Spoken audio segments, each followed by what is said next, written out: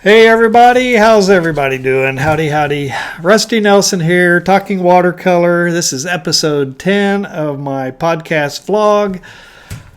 How's everybody? How's your journey on learning watercolor going? If you're new to my channel and new to this podcast, this vlog, I'm here to kind of talk and get more time practicing my screen presence and talking to a camera. That's one of the main goals for this episode.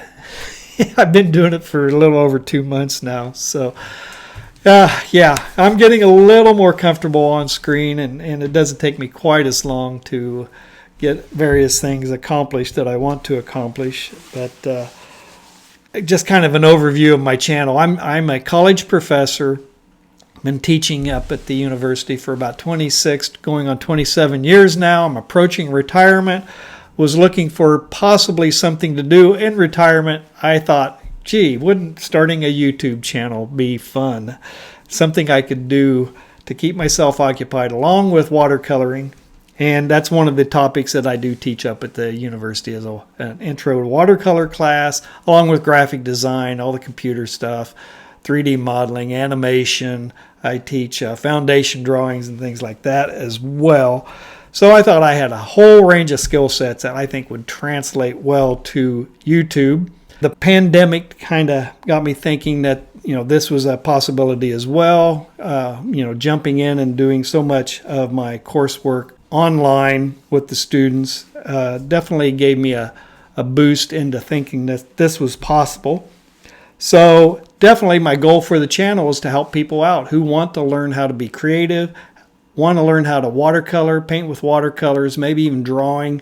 I can definitely help everybody out in regards to the skill sets that I see working with students, these 20-year-olds up at the university, day in and day out. And we have a pretty traditional student body too. It's an 18 to 22, 23-year-old age group that I'm working with. And a lot of the students that I'm working with, they don't have a lot of art background and skills coming into the university. So we definitely have to take people from the ground level and bring them up pretty quick within a semester or two to where they're ready to move into their areas of study, be it a studio course like painting or printmaking, fiber, sculpture, any of those things, or if they're going into design, whatever that might be, print design, web design, 3D modeling, animation, illustration, all of those things, we bring them up to speed pretty quick with the courses that we teach. And that's essentially what I'm doing with my channel, bringing those introductory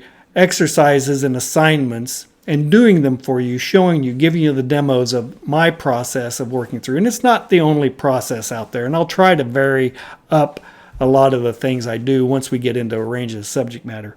For the last 6 months, I've been doing a whole range of really introductory tutorials oriented around the states and stages of watercolor, the processes, a range of subject matter, but working with basic shapes, circles, spheres, cubes, pyramids, cones, things like that, and trying to get various surface qualities to them. Are they shiny? Are they transparent? Are they fuzzy? And what states and stages of the watercolor process will get you to that point. So that's kind of where I'm at right at the moment. If you are just bouncing into any of these tutorials, this vlog, or this channel, that's kind of what I've been working with. And I'm at a point, I think I have, let me look here. I just dropped, my most recent one is a still life working with glass, fabric, refractions, reflections, and just to create a nice still life scene, right? I've noticed that the scenes are doing and performing better than just some of the basic little exercises where I'm painting a pepper or a peach or something like that, an apple, an orange. But those skills are necessary to practice. So definitely get in there and practice your skills on simple things, get them to look good. And that's the difference between a beginner and an intermediate student, is just how much practice they've put into it to make those simple things. Those simple objects, keep it simple while you're learning these things. Don't try to bite off more than you can chew. I've stated in previous tutorials that you got to have those skills to go after the more complex and more layered subject matters like a landscape or a cityscape or painting people. You just need to be able to have the control over the media enough to paint a pepper or a banana or a cube, a sphere, and understand how modeling works, how the lighting works on the surface, how to get textures, layering, glazing, all those various things that go into creating a watercolor. And then how you develop, the style you develop, that's all on you. You're going to figure out what you like doing, how it works best for you, and do the things you like to do. And it doesn't matter what anybody says, whether I'm the professor giving a grade or not. Doesn't matter. It's ultimately what it comes down to: your sensitivities, your aesthetics, and the things that you've developed that creates a unique image, a unique voice, and something that you want to express through your artwork. But yeah, I've got the refractions and symmetry video just dropped on Saturday, and I've got one final shape video working with a cone. It's a red pepper. Actually, it's 3 red peppers and a little composition. Starting out with a cone. You can watch that and get an idea of the process. Again, the 3 stages of watercolor: the color blocking, the saturation, and big shapes, and then moving into the fine detail and structure. That's my process to work through. It isn't the only one that you may discover that works for you. When I was learning watercolor, I've stated this in previous posts, it always felt like it was a sense of throwing the piece into this utter state of chaos and then kind of coming back in and bringing order out of the chaos. And in doing that, you can kind of make decisions as to what you want to pull forward as a focal point, what needs to just remain not so well developed just as a support to the focal point in the piece.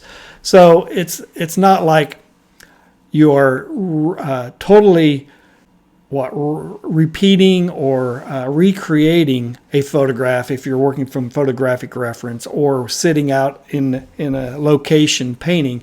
You're not necessarily recording everything you see to the same level. You are making creative decisions as to what will look good in that composition, to draw the viewer in, to work them through the composition and lead them out of the piece when they're finished.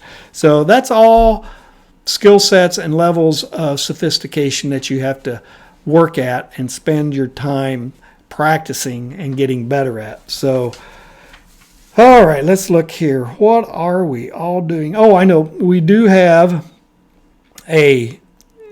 actually, I think it'll be dropping this Saturday, this coming Saturday. It's a scene. And it's an underwater scene of a whale, a humpback whale, I think. Just under the surface of the water, everything. It's a nice, simple piece. It's a simple shape, one subject matter, that whale under the water. So if you can figure out how to draw and get that whale shape to look just right, you got 3/4 of the battle done. And then it's a simple color palette, mainly blues, ultramarine blue, phthalo blue, mixing in just a smidge of the yellow ochre or burnt sienna to create kind of a greenish and a little more saturation contrast. Work a shade into it, Payne's gray or some contrasting color like a burnt umber with the ultramarine to create that density. And it's a fun scene. I've discovered that this is something that the students really enjoy painting up within my watercolor course. So it's a fun one. Give it a try. And I think it's a nice introduction into starting to do more larger scenes on a grander scale. I mean, it can't get much bigger than a humpback whale underwater as a subject matter. So we're moving from 3 peppers and a pepper or a banana and an orange and apple, and we're painting a huge whale. So we're definitely adjusting scale. The fun thing about the whale watercolor as well, which I inadvertently titled my refractions and symmetry with the whale title. I just noticed that after it dropped. It was out there for about an hour before I realized, I mistitled my video, so I had to fix that. But the cool thing about the whale tutorial that you'll see is that you're going to be working with some better paper. I'm working on a Strathmore paper. I haven't broke out the big guns yet and working with the Arches paper or the Benfang yet. But the Strathmore paper, it stays wet for a lot longer than the student grade Canson, and so you're able to do a lot more wet on wet work, and that paper stays wet longer, and you can get that nice soft diffused transition from one color to another, or from lighter color to a darker color. And that's what you have to have in this humpback whale scene, is a lot of wet on wet background work and color blocking that you want that nice soft diffused look. And then you got to let it dry. And I did notice when I was filming that scene, I had to just kind of pause for a good 15-20 minutes while it dried if I was ready to go on to the next state. Or you just bounce around the entire piece, work on a certain area for a while, get it to a point you don't want to overwork, or try not to. It's hard. I definitely feel like the natural scenes are easier for me to not overwork than like the glass bottles and the objects and things like that. I always get kind of wrapped up and tied up with all the fussy detail with that. And if I'm not tuned up and practiced well, I tend to overwork. And I don't know, you may be the same way. So yeah, that's coming this Saturday. And then we are going to move into more natural objects and scenes. So definitely going to have some landscapes. I'm going to start working with organic shapes more and figuring out how to introduce a range of colors with the wet on wet, when to let it dry, when to pick out highlights, when to scrub, when to add content and detail into it.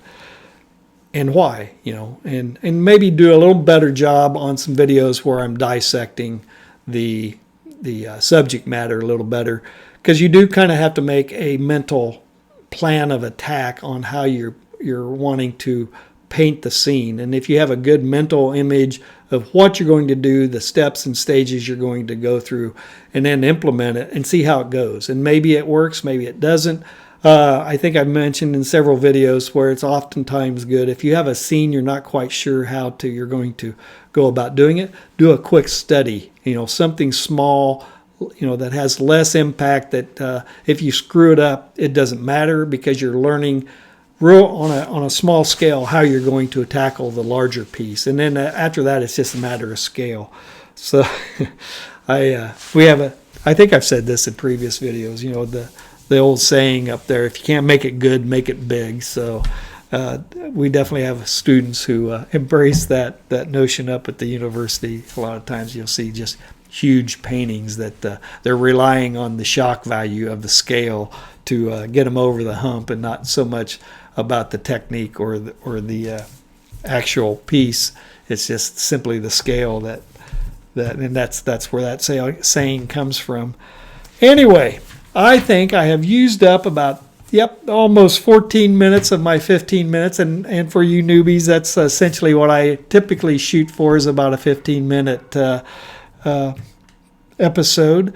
So, gosh, I was just rambling today. I need to, according to my stats, I probably need to come up with a little better idea of what I'm going to be talking about on these videos. So if you do drop me a comment, it gives me something to talk about and react to on my next episode. So drop me a like and a subscribe. Watch some of my videos. They're out there. I'm developing quite a library, and it's starting to look pretty good and fleshed out. And as we move forward, we're going to have some more elaborate scenes that we're going to be working on. So thanks for watching and tuning in again for this week, and I'll see you next week in the next episode. See you then.